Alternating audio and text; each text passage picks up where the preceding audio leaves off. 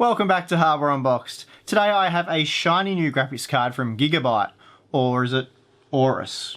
Gigabyte Aorus? Anyway, this time around it's a little less confusing because there is just a single Extreme Edition version of their new GTX 1080 Ti. This latest Extreme model falls under the Aorus branding, while the Gigabyte 1080 Ti uses the more traditional WindForce 3X cooler. Back in February, I got my first look at an Aorus brand product with the GTX 1080 Extreme Edition, and what a superb graphics card it was. In terms of looks and design, I think the Aorus Extreme was the best example of a GTX 1080 I'd seen. So, what's their new 1080 Ti model like?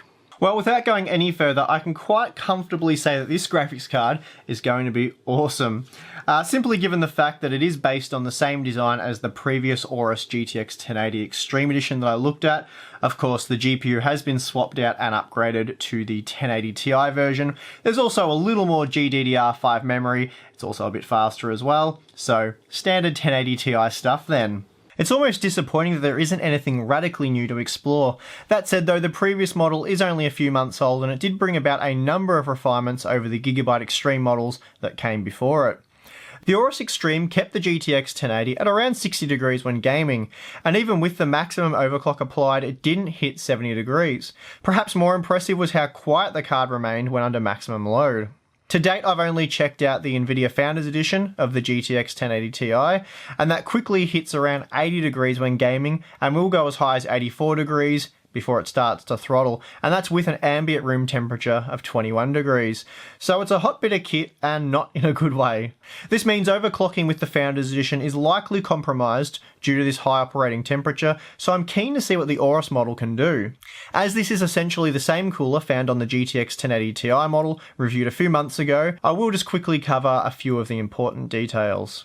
The largest detail of them all is of course that massive WindForce stack cooling system, which employs three 100mm fans featuring an innovative overlapping design. One of the coolest features though can be found on the back side of the graphics card, that awesome looking Aorus backplate with the copper insert. Previously, Gigabyte claimed the copper insert reduced the GPU load temperature by 3 degrees, the claim being that it did this by removing built-up heat on the backside of the PCB. Mixed results were found though, and it seemed for the most part the copper insert made little to no difference. Honestly though, I wasn't too concerned by this, and it is difficult to prove false advertising here. Of course, the main reason I didn't really care about this, like most people, is that I thought it looked awesome and it really helped the Extreme Edition stand out. The copper plate also featured small raised fins which helped to dissipate heat by maximising the surface area. Additionally, there were also a few thermal pads found on the back plate which helped remove built-up heat from the VRMs. Adding a bit of bling to the card is of course RGB lighting. The LED powered X illuminates the centre of the shroud, while there's another LED powered Aorus logo and brand name on the side, creating an awesome effect for those with case windows. There's also a large LED logo on the backplate as well, so Gigabyte's RGB game is again on point here. Removing the cooler reveals a massive copper base that covers not just the GPU but also the GDDR5X memory chips. There's also 6 very long 6mm thick copper heat pipes, snaking their way through 2 large arrays of aluminium fins. By removing the cooler, we now have access to the PCB, and what we have here is a completely reworked masterpiece that measures 267mm long and 121mm tall. Gigabyte has employed a 12+2 power phase design, which when compared to the 7-phase NVIDIA reference design, should allow the Extreme Edition to work at lower temperatures and provide more stable voltage output, both of which should improve overclocking and extend the life of the card. Another cool feature is the aerospace-grade PCB coating, which Gigabyte claims protects the graphics card and all its vital components from dust, insects, drop screws, drill shavings, and abrasion. Probably more useful for power users are the moisture-resistant properties, which are said to prevent unwanted contact paths that ultimately lead to board failure. The card is also backed by the Extreme Care 4-year warranty, though it isn't entirely clear if the warranty covers water damage. Moving on, we find dual 8-pin PCI Express power connectors capable of feeding the graphics card up to 330 watts. At the end of the PCB there is an internal HDMI connector, which is designed to connect to the Extreme VR Link module. Interestingly, Gigabyte had previously included 2 HDMI connectors here, but now we only get 1. Unlike the Extreme gaming models that we've checked out previously, the Extreme Editions don't appear to come in a premium pack, which includes the VR Link module, so this would have to be purchased separately. Those of you who want to do a little bit of overclocking can turn to the Aorus Extreme software, which works very well. The software enables easy overclocking and allows the user to increase the thermal target as well as the power target. The user can monitor the GPU's vitals, and easy overclocking modes exist, along with a more complex manual overclocking option. Voltage states can be adjusted and custom fan curves can also be created. Finally, the all-important RGB lighting can be configured here, and there's a few of the more standard effects to play with. Out of the box, the card comes at a base clock speed of 1607 MHz, which allows for a boost clock of at least 1721 MHz. There is an OC mode which can be enabled at the click of a button, and this boosts the base to 1632 MHz, resulting in a boost clock speed of at least 1746 MHz. This means out of the box the card comes with a 9% factory overclock, so not bad. Still, if you prefer to apply your own overclock, let's see what can be achieved with a little bit of tinkering. The core was able to accept a frequency of 1652 MHz, while the GDDR5X memory was good for 1500 MHz, or a transfer speed of 12 gigabits per second. Of course, due to the way Nvidia's GPU Boost 3.0 works, we know the card can run faster than the suggested boost clock speed if kept under the thermal and power targets. In the case of the Extreme Edition, this allowed the card to hold an operating frequency of 2050 MHz after a 20-minute stress test, which was most impressive. For those wondering, in its out-of-the-box configuration, the card operated at or above 1886 MHz under load. Before I do jump to the benchmarks, please note this won't be a detailed benchmark review. In terms of frame rate performance, we already know where the 1080 Ti is positioned. We're mostly interested in how much faster this Aorus version is than the Founders Edition, and we won't require more than a few games to work that out.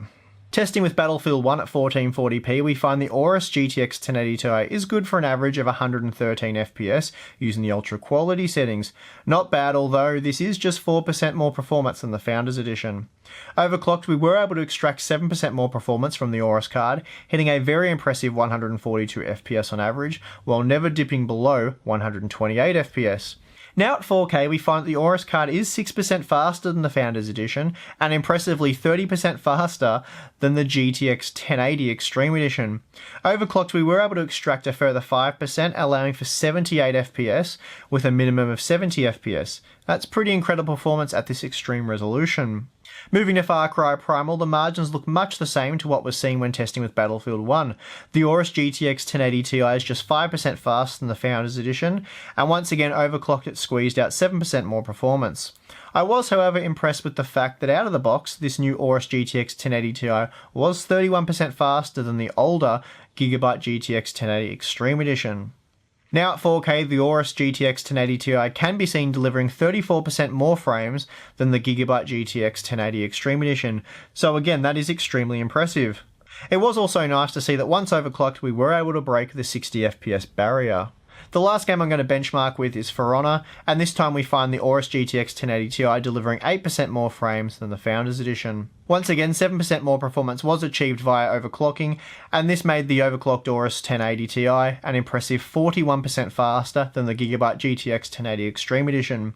The 4K performance was also very impressive, and here we again find that once overclocked, the Aorus GTX 1080 Ti is able to break the 60 FPS barrier. When it comes to power consumption, the Gigabyte cards are generally power-hungry critters. Here we can see that the vanilla GTX 1080 from Gigabyte sucks down more juice than the 1080 Ti model from Nvidia. Meanwhile, the Aorus GTX 1080 Ti pushed total system consumption 15% higher than the Founders Edition model and 30% higher once overclocked. I have to admit I was pretty surprised to see the Aorus GTX 1080 Ti reach 71 degrees in our stress tests. I realise that the Founders Edition is still a good bit hotter at 84 degrees, but even so I was expecting the Aorus card to sit somewhere in the 60s. However, upon closer inspection I noticed how slow the fans were spinning at around 1500 RPM. The Founders Edition, for example, hums along at 2300 RPM, and while far from loud it can be heard over my case fans. Therefore, I manually increased the fan speed to 2000 RPM, which had no noticeable impact on the operating volume, and yet temperatures plummeted to just 63 degrees. That's more than a 20 degree improvement over the Founders Edition, while still maintaining a quieter operating volume. Well, this probably won't surprise many of you, but I really love Gigabyte's new Aorus GTX 1080 Ti Extreme Edition. There really isn't much in the way of bad things to say about this graphics card. It's pretty much awesome. That said, a few small details While vastly superior to the previous generation Gigabyte Extreme Edition graphics cards, the fan shroud is still a bit flimsy. The aluminium's quite thin, though they've done quite a good job of reinforcing it so it doesn't bend all over the place. And of course they have kept it thin to keep the weight down, because this card already weighs 460 grams, so it's a bit of a porker. So yeah, Gigabyte couldn't afford to overdo it with the fan shroud. Also, that big copper insert on the back probably doesn't help with the weight either, but it looks freaking cool. I guess you could complain about the card's enormous weight and claim that it risks damaging your motherboard, or that the triple slot design makes it a bit of a man spreader. But none of those things bother me. If it's not cracking your keg, don't bother charging over $700 US. And the more slots it takes up, the more impressive it looks. And the more reassured I am that spending this much money on a gaming graphics card was the right choice. On a more serious note, the software, while quite powerful, does look a tad dated, and the interface is a little clumsy. It also doesn't scale well on a 4K display, so I had a hell of a time fine-tuning the overclock with my magnifying glass. But what about the good stuff, I hear you ask? Well, it's big, really big. Did I mention that? The reason this is a good thing is because that big heavy cooler means that even when overclocked to the max, it runs very cool and quiet, especially if you tweak the fan profile. It's not just a big intimidating lump of a graphics card either. The Aorus Extreme Edition lights up like a Christmas tree, and I think by now it's well established that all gamers love RGB lighting. Despite the slightly flimsy fan shroud, overall build quality is excellent, and Gigabyte appears to have made good use of high quality components. Overall performance was excellent. Of course, I wasn't expecting it to be worlds faster than the Founders Edition model. We pretty much know what to expect from board partner cards built around the Pascal GPUs at this point. That, of course, being a dramatic improvement in thermal performance with a very minor bump in FPS performance. Priced at $750 US or 1240 Aussie, Gigabyte's flagship Aorus brand GTX 1080 Ti is surprisingly well priced. I mean, yeah, by GTX 1080 Ti standards it's well priced. Of course, it's still expensive because it is a GTX 1080 Ti, but given that the base models start at $700 US or 1130 Australian, you aren't exactly paying a huge premium for this truly massive graphics card. It's around a 10% markup for us kangaroo riding Aussies, which is a bit, but then the Asus Strix model costs $1,380, so by comparison, the Aorus is a bargain. Anyway, let's wrap this up, shall we? I can highly recommend the Gigabyte Aorus GTX 1080 Ti to anyone seeking the ultimate single GPU solution, because that's exactly what it is. I'm your host Steve, see you again soon guys.